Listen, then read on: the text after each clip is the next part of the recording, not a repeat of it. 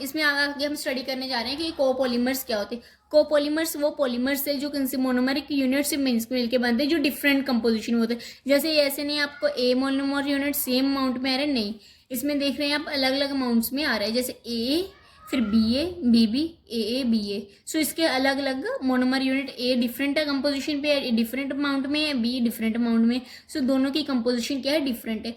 Copolymers में हमारे monomer unit कोई रैंडमली नहीं होती, but as alternation of runs, alternation में होती है। जैसे पहला कंप्लीटली ए, फिर बी। सो इसको हम क्या, इसको ऐसे मॉलिक्यूल मोनोमर यूनिट पॉलीमर्स को हम क्या बोलते थे, ब्लॉक पॉलीमर्स।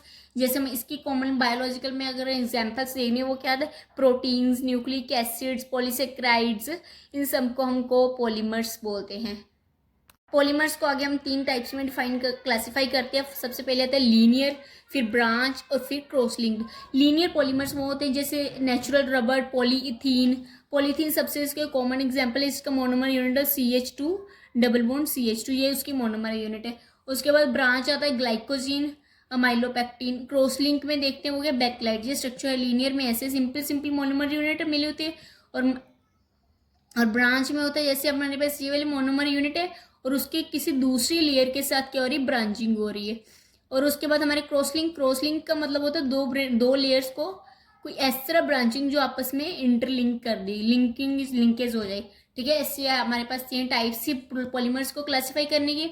उसके बाद आती है पॉलीमेरिक रिएक्शंस। पॉलीमराइजेशन रिएक्शंस हमारी 2 टाइप्स की होती है, एडिशन और कंडेंसेशन। एडिशन रिएक्शंस क्या होती है, जिसमें कोई भी मोनोमर, सिंपल मोनोमर यूनिट्स आपस में कंबाइन होते हैं in the presence of suitable catalyst.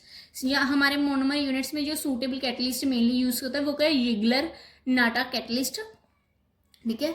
इसके अगर आपने जिगलर नाटा कैटलिस्ट क्या होता है, आपको कमेंट सेक्शन में इसका आंसर लिखना होगा, ठीक है। उसके बाद हमारे पास आता है कंडेंसेशन पॉलीमर। कंडेंसेशन पॉलीमर्स क्या होता है, जब हमारे डिफरेंट मोनोमर यूनिट्स आपस में कंबाइन करके कुछ छोटे मॉलिक्यूल्स लीव कर देते हैं, स्मॉल मॉलिक्यूल्स या लाइक वाटर मॉलिक्यूल को लीव करते हैं। सो हमारे कौन से पॉलीमर मिलते हैं, कंडेंसेशन पॉलीमर्स। हमारे पास 2 एग्जाम्पल है, कंडेंसेशन ए पहली एडिशन की है, दूसरी कंडेंसेशन की। जैसे पॉलीथाइलिन इथीन मॉलिक्यूल से different number of time n times मिलकर हमारे पास क्या बना रहा है, पॉलीथीन बना रहा है। उसके बाद आते हैं हमारे पास कंडेंसेशन की एग्जाम्पल। कंडेंसेशन कौन से, अपन 2 एग्जाम्पल ले रहा है। फर्स्ट है नाइलॉन, दूसरा पॉलिएस्टर। नाइलॉन में जो लिंकेज होती है वो कहते हैं carbon double bond OH, amide bonding होती है मेनली, और यहाँ पे एस्टर बॉन्डिंग होती है, ठीक है। नाइलॉन 6 कॉमन एग्जांपल है। इसके लिए मोनोमर यूनिट्स कौन कौन सी है, हेक्सामिथाइलिन डायमीन, मतलब 2 अमीन मॉलिक्यूल्स किसके साथ कनेक्टेड है, हेक्सामिथाइलिन मतलब 6 कार्बन लेयर के साथ, चेन के साथ 2 अमाइन मॉलिक्यूल्स ऐड है।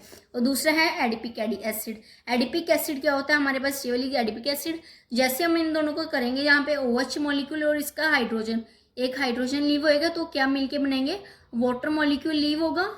जैसे ही वाटर मॉलिक्यूल लीव होगा तो ये हमारे पास नाइलॉन 6 प्रेपरेशन होगी। नाइलॉन 6 एक ही बहुत स्ट्रॉन्ग पॉलीमर है।